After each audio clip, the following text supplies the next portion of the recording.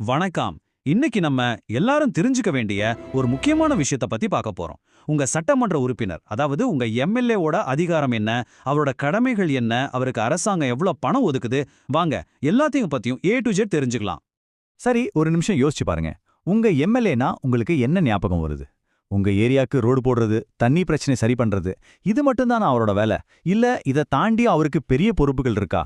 வாங்க இத கொஞ்சம் ஆழமா அலசி பார்க்கலாம். முதல்ல எம்எல்ஏனா யாரு, மாநில அரசோட செயல்பாட்டுல அவரோட உண்மையான பங்கு என்ன அப்படிங்கிற அடிப்படையில இருந்து ஆரம்பிக்கலாம்.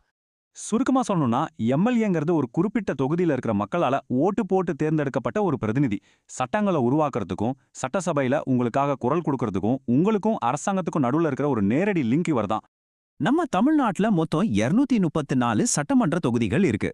இதுல ஒவ்வொரு தொகுதியிலிருந்தும் தேர்ந்தெடுக்கப்படுற எம்எல்ஏவோட பதவிக்காலம் 5 வருஷம். இங்க சட்ட மேலவை கிடையாது,